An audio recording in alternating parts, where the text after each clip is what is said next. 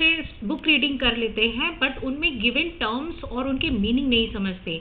इन्हीं सब चीज़ों को ध्यान में रखते हुए मैं इस चैनल पे एमसीक्यूज प्रैक्टिस करा रही हूँ बायोलॉजी से रिलेटेड 6 to 10th क्लास तक के, और जिसमें कि मैंने एमसीक्यूज ऐसे रखे हैं जिससे कि थ्रू आपके fillups, true false, very short answers भी कवर होने वाले हैं, क्योंकि ये हैं एक्सप्लेनेशन के साथ और साइंस एनसीईआरटी की लाइन बाय लाइन से बने हुए हैं। तो चलिए देखते हैं आज का हमारा टॉपिक क्या है। टॉपिक है हमारा सिंथेटिक फाइबर। क्लास 8 साइंस का है सिंथेटिक फाइबर एंड प्लास्टिक, जिसमें कि मैंने ये सारी चीज़ें इनमें 5 आवर्स और ये सब चीज़ें मैंने कवर की हैं। तो जल्दी से स्टार्ट करते हैं। इसके लिए चैनल को सब्सक्राइब करना मत भूलिएगा, क्योंकि अगर आप सब्सक्राइब करेंगे तो ही आपको नेक्स्ट वीडियो और बाकी सारे टॉपिक्स भी फटाफट मिलते जाएंगे। तो चलिए देखते हैं। हमारा पहला क्वेश्चन है आज का, rayon is called a semi synthetic fibre because it is made up from A है पेट्रोलियम, बी है वुड पल्प, सी है कोल एंड डी है कॉटन सीड। तो यहाँ पे पूछा गया है रेयॉन जो है वो सेमी सिंथेटिक फाइबर क्यों बोला जाता है और ये किससे बना हुआ है। ठीक है, सो ऑप्शंस आपने देख लिए हैं। हमारा पहला आंसर है इसका वुड पल्प। देखिए जो रेयॉन है ना, आजकल सभी लोग ये पहन रहे हैं सिंथेटिक, राइट, तो ये है बना है वुड पल्प से। तो ये देखिए जैसे एक्सप्लेनेशन दी हुई है ना, rayon is prepared from the cellulose. आप सबको पता है कि सेलुलोज प्रेजेंट होता है प्लांट पे, राइट, प्लांट सेल की कवरिंग होती है सेलुलोज की, obtained from the wood pulp since the raw material is natural but chemically processed। देखिए ये ऐसा नहीं है कि पेड़ों को सीधे सीधे ऐसे छील के उनकी पतली सी स्लाइड बना के कपड़ा बना दिया गया, नहीं, इसको प्रोसेस किया जाता है, वो भी केमिकल के साथ, जिससे कि एक तरीके का फाइबर बनाया जाता है। इसे बोलते हैं rayon. It is called a semi synthetic. Semi synthetic means synthetic तो है बट हाफ ये प्लांट फाइबर है, हाफ केमिकल से बना हुआ है, तो ये क्या है, सेमी सिंथेटिक। देखिए आपने फाइबर्स क्लास 6 में पढ़े होंगे।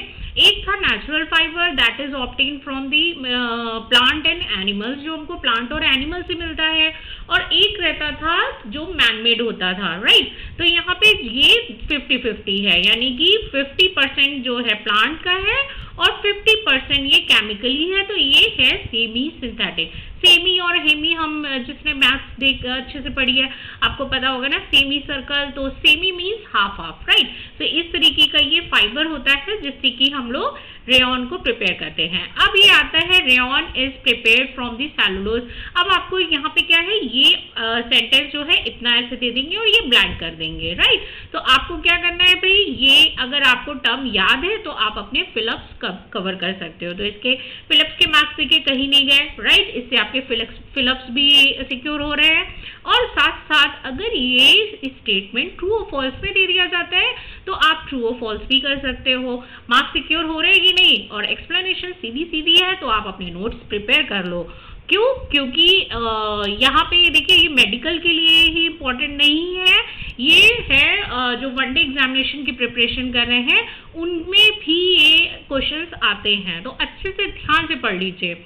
Which synthetic fiber is known as a artificial silk? इनमें से कौन सा सिंथेटिक फाइबर है जो बिल्कुल आर्टिफिशियल सिल्क की तरह दिखता है बट वो प्रॉपर सिल्क नहीं है।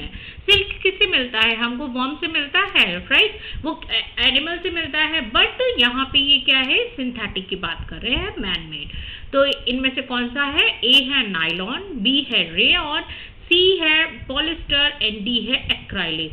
तो यहाँ पे हमारा आंसर होने वाला है रेयॉन। ठीक है, जो rayon looks and feel like the silk की तरह दिखता भी है और फील भी होता है, but it is a much cheaper, so it is called the artificial silk, right. बहुत से सिल्क जो होते हैं, सिल्क के मटेरियल बहुत ही कॉस्टली मिलते हैं, बट जो रेयॉन है वो बिल्कुल सिल्क की तरह अपीयरेंस से उसकी दिखता है, फील भी होता है, बिल्कुल चिकना चिकना सा सॉफ्ट, लेकिन वो क्या है, आर्टिफिशियल है, सिंथेटिक है।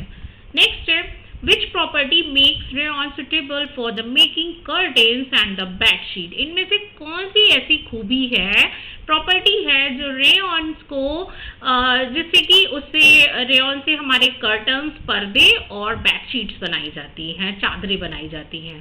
ए है इट इज वाटरप्रूफ है, इट एब्जॉर्ब मॉइस्चर वेल, सी है it melts easily and D है इट इज ब्रिटल। तो देखिए यहाँ पे जो मेकिंग कर्टेन्स और बेडशीट का है ना, तो यहाँ पे आंसर क्या होना चाहिए, आपकी बेडशीट क्या वाटरप्रूफ है? नहीं ना।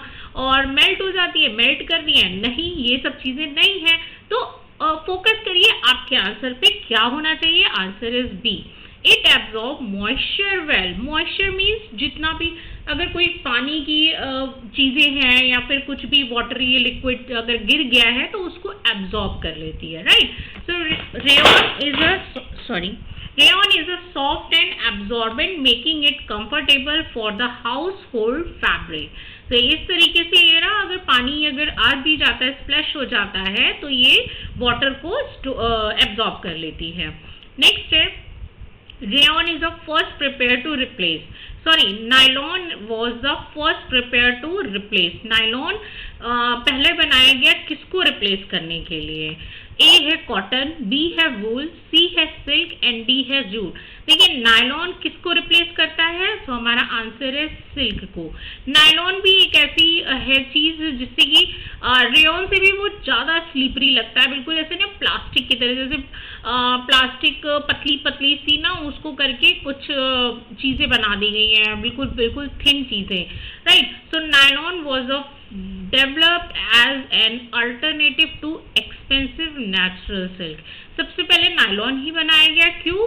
क्योंकि वो अल्टरनेट बनाया गया सिल्क का, कि सिल्क के जैसा अपीयरेंस है, शाइनी है, चिकना है, ठीक है। तो ये किसको रिप्लेस करता है? नेचुरल सिल्क को। नेक्स्ट है which property makes nylon suitable for ropes and parachute. इनमें से ऐसी कौन सी खूबी है जो नायलॉन को सुटेबल बनाती है रोप्स यानी कि रस्सियां और पैराशूट्स बनाने के लिए? पैराशूट्स देखे ना सबने, पता है ना। तो फिर यहाँ पे ऑप्शन है A weak and soft, parachute weak and soft होते हैं।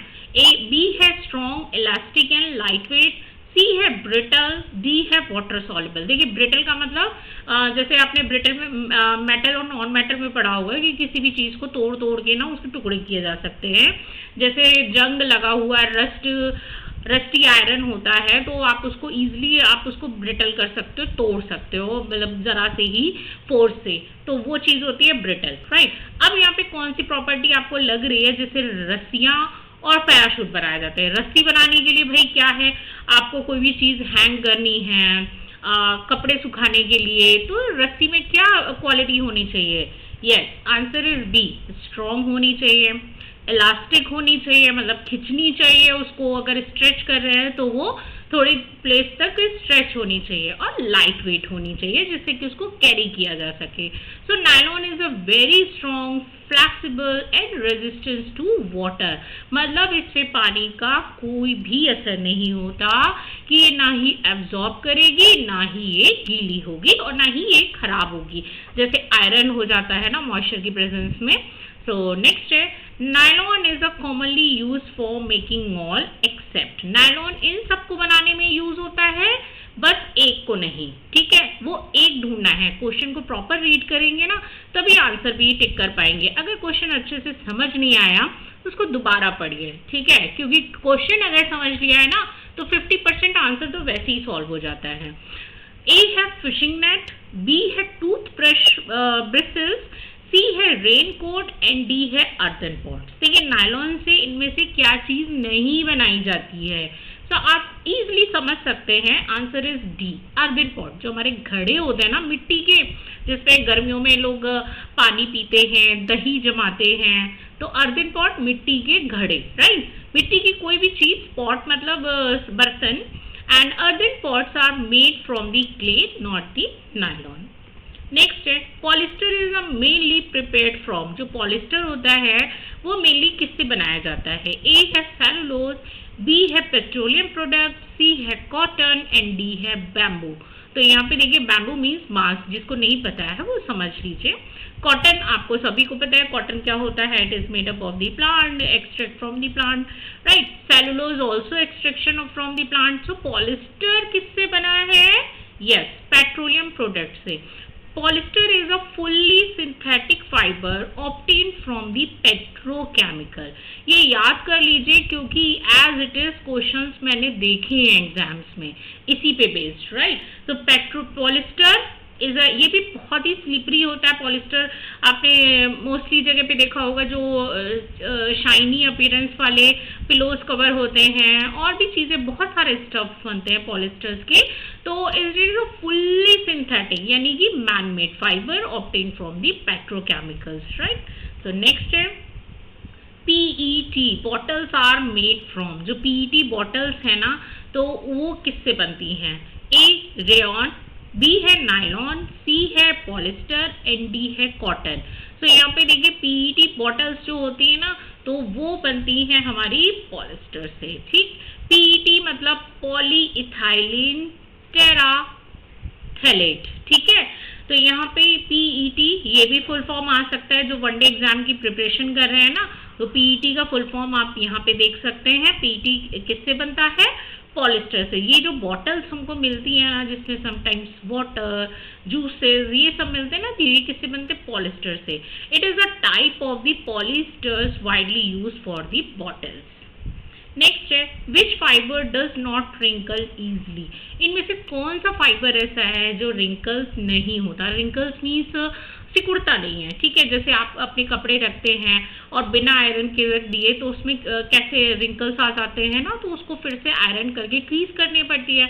तो ऐसे जिस पे आयरन नहीं है तो विच फाइबर डज नॉट रिंकल, कौन सा आयरन रिंकल नहीं होता है? डज नॉट है, ठीक है, ध्यान रखिएगा। A कॉटन होता है भाई, B wool, C polyester and D है सिल्क। वूल मतलब अगर आपने अपने स्वेटर्स भी रख दिए हैं ना थोड़े टाइम के लिए, विंटर चला गया और आपने समर में रख दिए हैं उसको, फिर से विंटर में निकालोगे तो वूल के कपड़े भी हो जाते हैं रिंकल, राइट। सिल्क तो obviously, and so answer is polyester. क्यों? क्योंकि ये जो बॉटल्स होते हैं ना आप इनको क्रश भी कर देते हैं ना, जब बिल्कुल फोर्सफुली क्रश करोगे तो अब थोड़े से स्क्रैचेस आते हैं, अदरवाइज ये एज इट इज रहती है। So polyester is a wrinkle resistance यानी कि रिंकल फ्री, इनमें रिंकल्स नहीं आते। एंड ड्राइज क्विकली, ये सूख भी जल्दी जाती है। नेक्स्ट है acrylic is commonly use as a substitute for. जो एक्राइलिक है, एक्राइलिक के कलर्स भी आते हैं, ठीक है।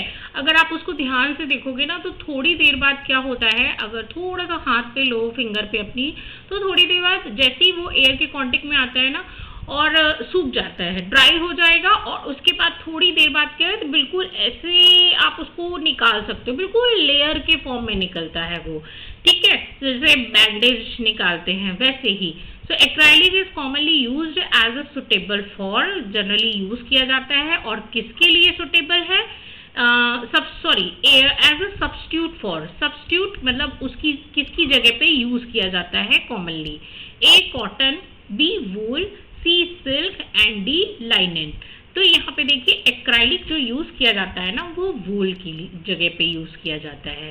Acrylic resembles wool and often called artificial वूल।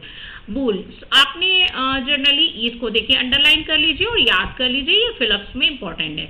आपने जनरली देखा होगा जो टेबल क्लोथ्स वगैरह होते हैं उनमें इस तरह से ये निकले रहते हैं, ठीक है, ये इस तरीके से, राइट। और समटाइम्स पिलो कवर भी जो अच्छे वाले होते हैं उनमें भी, तो ये किससे बने होते हैं? एक्राइलिक से, राइट। इस तरीके से ना आपको एक तरीके का नॉट बना हुआ गुच्छा दिखता है जो कि डेकोरेशन बेसिस के लिए होता है। So acrylic resembles wool and it is often called the artificial wool. Next is sweaters made from acrylic are preferred because they are. जो स्वेटर्स होते हैं एक्राइलिक के बने हुए तो वो क्यों प्रेफर किए जाते हैं, मतलब उनको ज़्यादा वैल्यू क्यों दी जाती है? A हैवी होते हैं, B warm and light wait होते हैं, C वाटर सॉल्युबल होते हैं, या इजली टॉर्न। अच्छे से इजीली फट जाते हैं। टॉर्न मीन्स फट जाना, खराब हो जाना। तो यहाँ पे है क्यों? क्योंकि वो वार्म होते हैं, गर्म होते हैं और लाइट वेट होते हैं। देखिए जो पॉलिस्टर के होते हैं ना, आजकल मोस्टली एक्राइलिक के ही आ रहे हैं, जो आप फैंसी डिज़ाइनर पहनते हैं तो वो एक्राइलिक फाइबर के होते हैं। क्यों? क्योंकि वो गर्मी यानी कि जो आपकी हीट है, बॉडी हीट है, उसको अंदर ही रहने देते हैं और जो सन की हीट होती है उसको एब्जॉर्ब करते हैं, जैसे कि आपको बिल्कुल वार्म फील होता है, आप बिल्कुल कंफर्टेबल फील करते हैं। लाइट वेट होते हैं, पहनने में भी यूजी होते हैं। अदरवाइज आप नॉर्मल जो वूल के पहनेंगे ना, वो थोड़ा सा हैवी होता है, इसलिए आजकल एक्राइलिक ही प्रेफर किया जाता है। तो acrylic fibre provide warmth while the remaining light in weight. Okay. Next है, which fiber is the most suitable for making winter blankets? इनमें से कौन सा फाइबर ऐसा है जो सुटेबल है विंटर ब्लैंकेट्स बनाने के लिए? ओके, तो यहाँ पे विंटर ब्लैंकेट्स समझ गए ना, मतलब जो सर्दियों वाले कंबल। तो ए है रेयॉन, बी है एक्राइलिक, सी है कॉटन एंड डी है लाइनिन। तो यहाँ पे आंसर है हमारा yes, acrylic. Acrylic traps air providing good insulation. Acrylic जो है वो एयर को ट्रैप करता है और गुड इंसुलेशन मीन्स ना ही हीट बाहर जाएगी और ना ही हीट अंदर आएगी। ओके, जो अंदर की हीट है वो अंदर ही रहेगी, राइट, उसको बाहर नहीं जाने देना है, बाहर की सर्दी अंदर नहीं आएगी। नेक्स्ट है, plastic are made up of very long chain of. Plastic जो होती है वो बड़ी से बड़ी चेन से बनी होती है, वो भी किसकी? ओके, ए है एटम्स ओनली, बी है मॉलिक्यूल्स कॉल्ड पॉलीमर्स, सी है मेटल्स एंड डी है मिनरल्स। तो यहाँ पे ये आप देख सकते हैं, जो प्लास्टिक बना होता है it is a polymer. Polymer किसका होता है? ऑफ कोर्स मॉलिक्यूल्स का होगा, राइट, क्योंकि एटम्स मिलके क्या बनाते हैं? मॉलिक्यूल्स, और मॉलिक्यूल्स क्या बनाते हैं? Polymer, right. सो यहाँ पे plastic consist of repeating units of the polymer, मतलब ये जो मॉलिक्यूल्स है ना, ये आपस में बार बार असेंबल होके एक लॉन्ग चेन बनाते हैं, जिसे कि प्लास्टिक कहते हैं। नेक्स्ट है, which property makes plastic useful in electrical appliances? In which property makes a plastic? इनमें से कौन सी ऐसी खूबी है जो प्लास्टिक को इलेक्ट्रिकल अप्लायंसेस में यूज की जाती है, ठीक है, जिससे कि इलेक्ट्रिकल अप्लायंसेस प्लास्टिक से बनाए जाते हैं। ए है दे कंडक्ट इलेक्ट्रिसिटी, क्या प्लास्टिक इलेक्ट्रिसिटी कंडक्ट करती है? बी है दे आर इलेक्ट्रिकल इंसुलेटर्स, मतलब उस पे इलेक्ट्रिसिटी का, बिजली का कोई फर्क नहीं पड़ता। सी है दे डिजॉल्व इन वाटर, पानी में घुल जाता है। And D they rust easily. तो देखिए यहाँ पे आंसर हमारा सुटेबल है yes, B, they are electrical insulator. क्यों? क्योंकि भाई अभी जब आप इसमें ये जो कॉपर वायर है इनमें इलेक्ट्रिसिटी जा रही है, और अगर आप इसको भी इसी का बना देंगे तो इलेक्ट्रिसिटी तो भाई ओपन है, ठीक है, किसी ने कैसे भी टच कर लिया या कभी भी अर्थिंग हो गई या फिर कभी भी कोई भी मॉइस्चर चीज कांटेक्ट में आ गई तो ये तो स्पार्क हो जाएगा। इसलिए यहाँ पे ऊपर प्लास्टिक की कवरिंग रखते हैं, जिससे कि इलेक्ट्रिसिटी जो फ्लो हो रही है वो अंदर साइड पे ही फ्लो हो और बाहर इसको टच करने पे किसी को भी हार्म ना हो।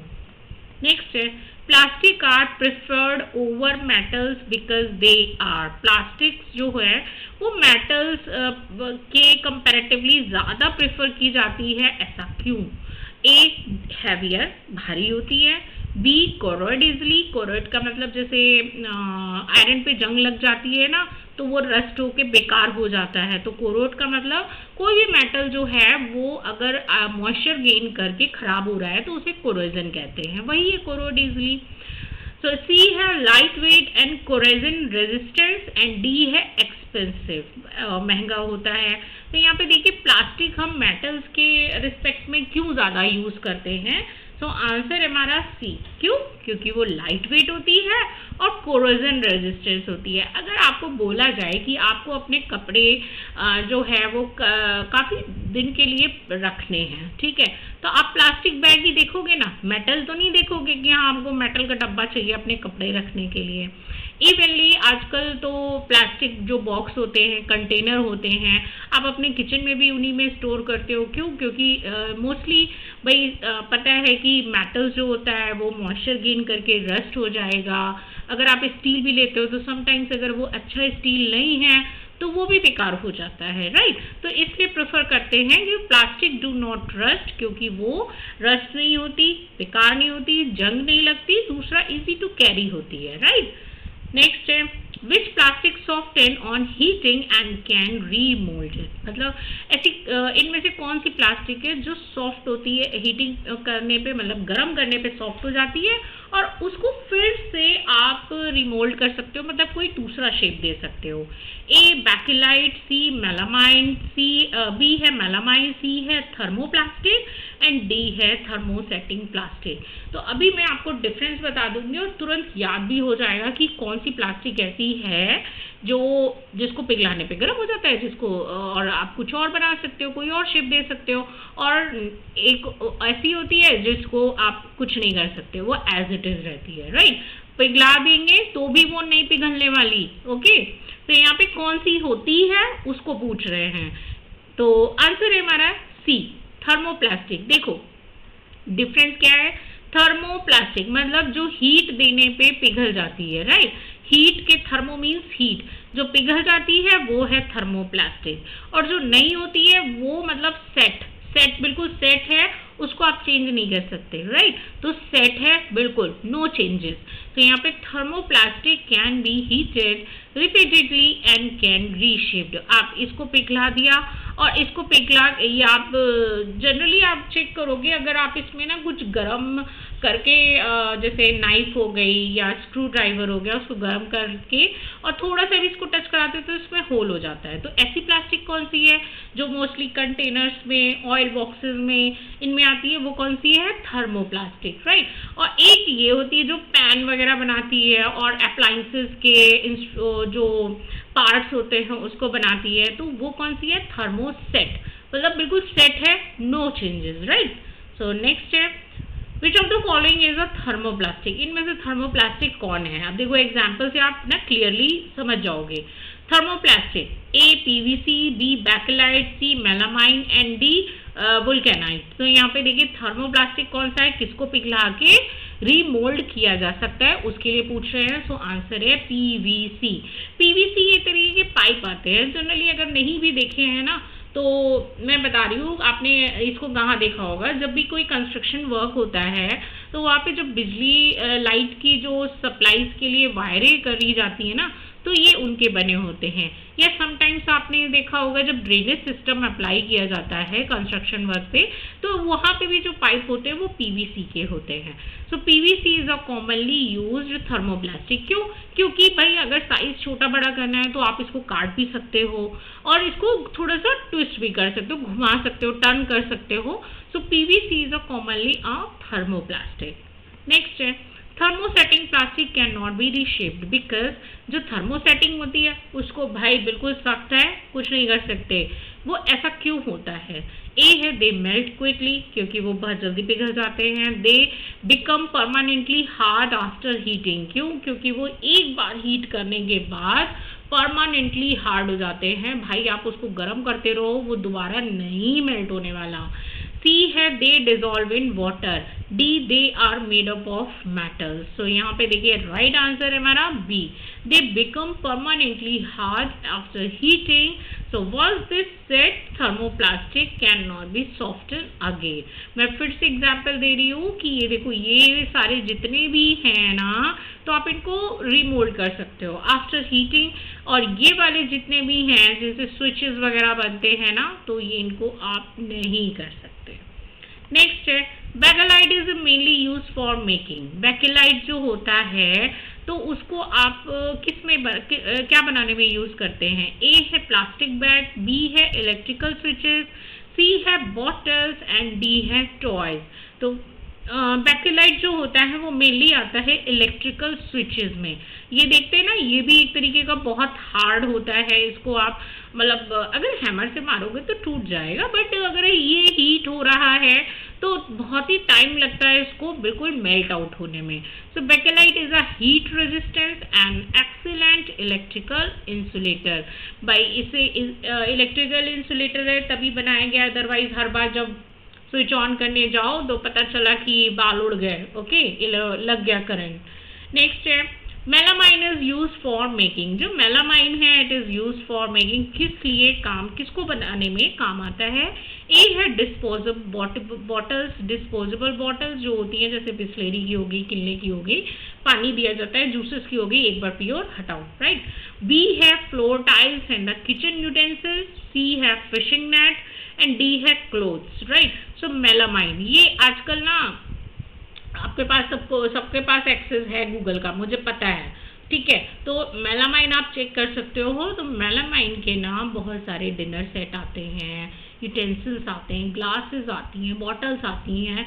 लगता बिल्कुल ऐसा है कि प्लास्टिक है, लेकिन वो एग्जैक्टली प्लास्टिक नहीं होता। वो प्लास्टिक और पोर्सलिन का जैसे मिक्सचर है एक तरीके से। टूट तो बहुत ही रेयर वे में टूटता है। मग्स आते हैं जिसमें आप कॉफ़ी पीते हैं, जनरली जो कैफेज वगैरह में आपको मग दिया जाता है ना, it is made up of the melamine.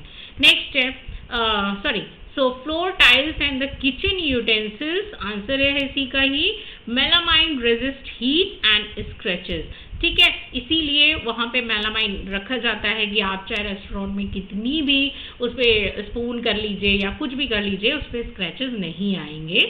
और फ्लोर टाइल्स और किचन के यूटेंसिल्स बनाने में ये यूज होता है। नेक्स्ट है which of the following belongs to the 5 R's. इनमें से कौन सा है जो 5 आर्स, 5 आर्स पता है ना, रिड्यूस, रिसाइकिल, राइट, ये वाले। तो ये इनमें से कौन सा है। ए है रिफ्यूज, बी है रिड्यूस, सी है रीयूज एंड डी है ऑल ऑफ दीज। तो ये तो भाई 3 हैं, 2 और होते हैं, वो अभी हम आगे देखेंगे। सो यहाँ पे राइट आंसर है हमारा D, refuse, reduce, reuse, repurpose and recycle. मतलब ये जो सीक्वेंस है ना, इसको एज इट इज याद कर लीजिए। सबसे पहले हमको क्या करना होता है, रिफ्यूज, मतलब अगर कोई चीज़ हमारे लिए हार्मफुल है तो आप रिफ्यूज करोगे। भाई अगर आपको कोई भी डायबिटिक पर्सन है तो सबसे पहले वो क्या करता है, अगर उसको कोई कोल्ड ड्रिंक ऑफर करेगा, सॉफ्ट ड्रिंक ऑफर करेगा, तो क्या करेगा, मना ही तो करेगा। ऐसा तो नहीं कहेगा कि जो रिड्यूस करके ले आओ, कम करके ले आओ, मैं पी लूँगा भले चाहे शुगर हाई हो जाए, नहीं ना। तो रिफ्यूज मतलब सबसे पहले हम क्या करते हैं, अवॉइड करते हैं, ठीक है। So 5 hours has reduce plastic waste, right. Next है the first R in the waste management. मैंने कहा था ना सीक्वेंस याद कर लीजिए, तो आपको पूछ सकते हैं the first R, third R, fifth R कौन सा होता है। तो यहाँ पे फर्स्ट आर पूछा गया है। सो ए है रिसाइकिल, बी है रिकवर, सी है रिफ्यूज एंड डी है रीयूज।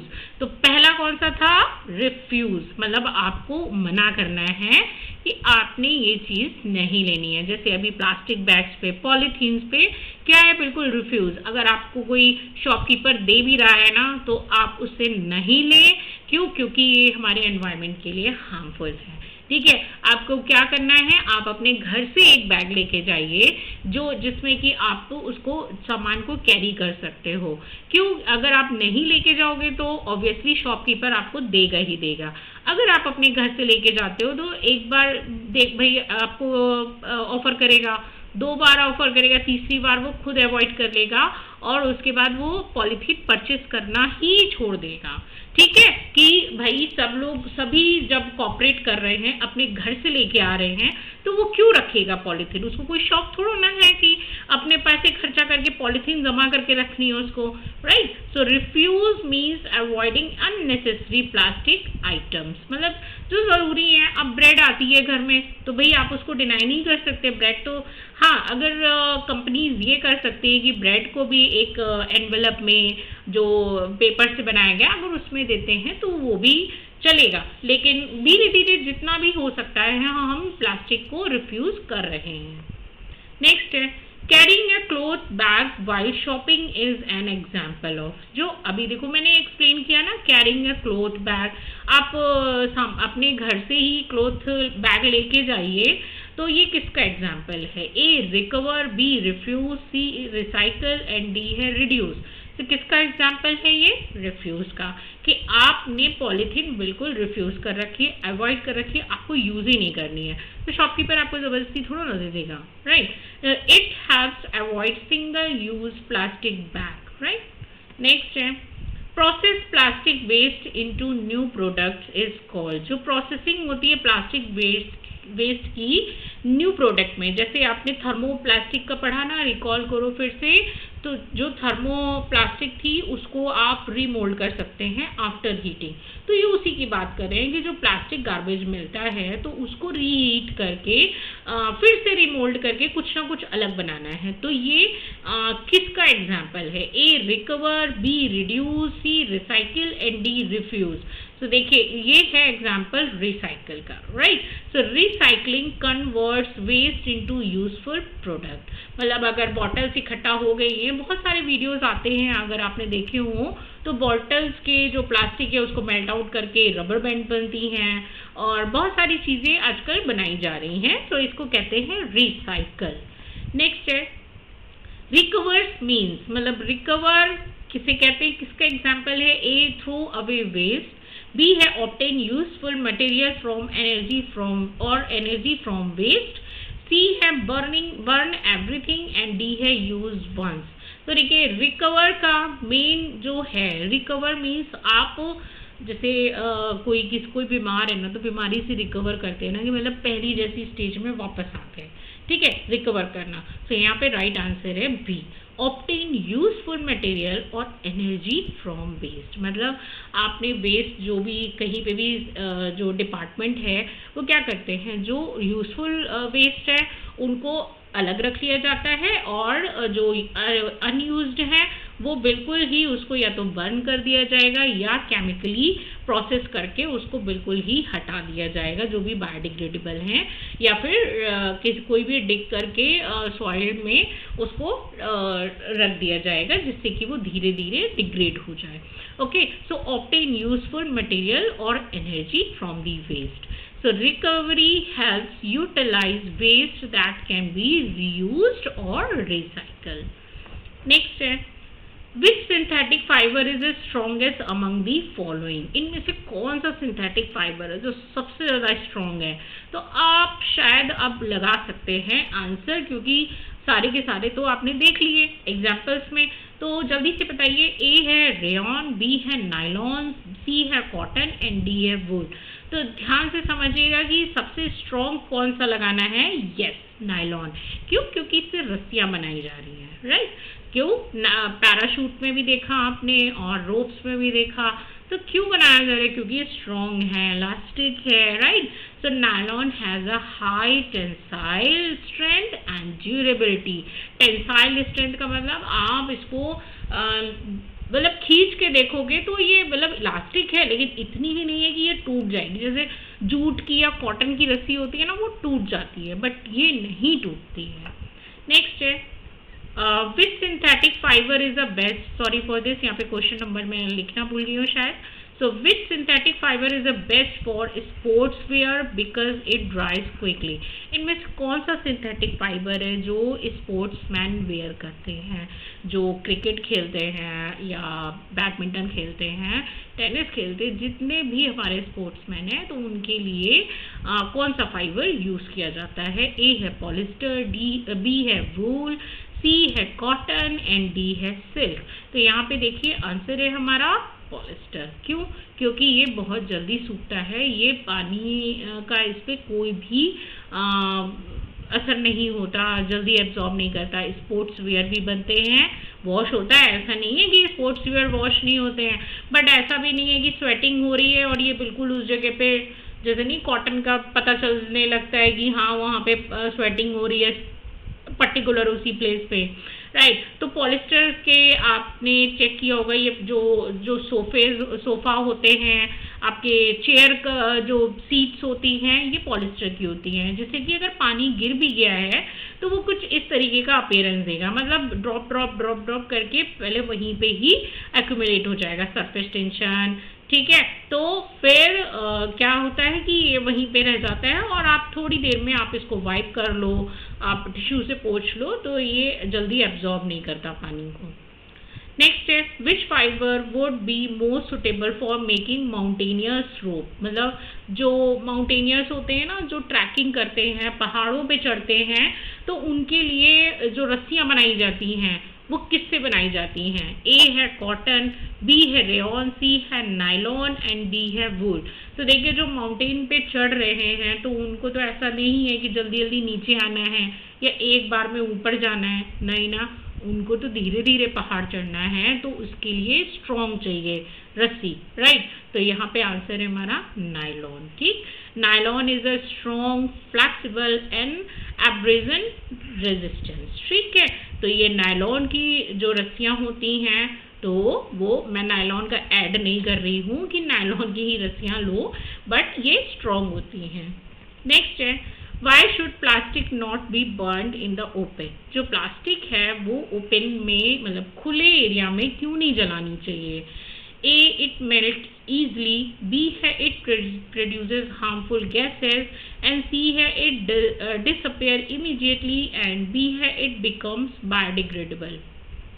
तो भैया जो प्लास्टिक है अगर बायोडिग्रेडेबल होता तो बहुत ही अच्छा होता कि थोड़ी देर बाद, मतलब थोड़े दिनों बाद प्लास्टिक को डिकम्पोजर्स जो होते हैं ना वो अपने आप ही ख़त्म कर दें, लेकिन नहीं, प्लास्टिक जो होता है वो बायोडिग्रेडेबल नहीं होता, इसीलिए प्लास्टिक को, पॉलीथीन्स को बैन किया जा रहा है, जिससे कि ये एनवायरनमेंट को खतरा ना करे, हार्म ना करे, डेंजर ना हो, राइट। तो और मेल्ट हो जाता है ऐसा भी नहीं है, it produce harmful gases, yes it is a right answer, क्योंकि अगर कोई भी प्लास्टिक किसी कितने भी बड़े एरिया में आप इसको बर्न करते हो तो ये हार्मफुल गैसेस प्रोड्यूस करेगा। So burning plastic release toxic gases that pollutes the environment। एक पर्सनल एक्सपीरियंस दे रही हूँ कि एक बार ऐसे ही हुआ, तो वहाँ पे जो ये चिप्स वगैरह खाते हैं ना हम, तो लेज या कुरकुरे के, तो ऐसे ही कोई फ्लेम आग जल रही थी, बॉनफायर था, तो क्या हुआ एक बच्चे ने वहाँ पे उसमें वो चिप्स का पैकेट डाल दिया। उसमें इतनी हार्मफुल गैसेस थी कि जितने भी लोग बैठे हुए थे तो वो उनके ना माइंड में एकदम से इतनी गैसेस थी वो हार्मफुल कि वो उनको एकदम से फेंट होने लगे। तो इसलिए प्लास्टिक को या किसी भी तरीके के प्लास्टिक को ओपनली जब और भी लोग बैठे हो तो बिल्कुल भी नहीं जलाना चाहिए, क्योंकि समटाइम्स अगर वहाँ पे छोटा बच्चा है या कोई ओल्ड पर्सन है जिसको अस्थमा है तो उसके लिए ये बहुत ही हार्मफुल होता है। तो प्लास्टिक तो कभी भी नहीं जलानी चाहिए, इसको तो प्रॉपर, पहली बात तो आप प्लास्टिक का यूज़ कम करिए, दूसरा अगर है भी तो इसको अच्छे तरीके से डिस्कार्ड करिए, ठीक है। नहीं तो आजकल आपको पता है ब्लू और ग्रीन डस्टबिन, आपको भी पता होना चाहिए कौन से डस्टबिन में डालना है प्लास्टिक को, जिससे कि वो रिसाइकिल किया जा सके, राइट। सो चैनल को सब्सक्राइब कर लिए, वीडियो अगर अच्छा लगा हो और इसी तरीके से एमसीक्यूज़ की प्रैक्टिस करनी हो और अपने साइंस के जितने भी आपके टर्म्स क्लियर नहीं हैं उनको क्लियर करना हो तो आप इसी चैनल पे मेरे से मिलिए, और यहाँ पे हम सारी प्रॉब्लम्स को डिस्कस करेंगे। और हाँ, प्लीज़ लाइक और शेयर करना मत भूलना। Thank you so much for watching this video. धन्यवाद, मिलते हैं नेक्स्ट वीडियो में। Thank you.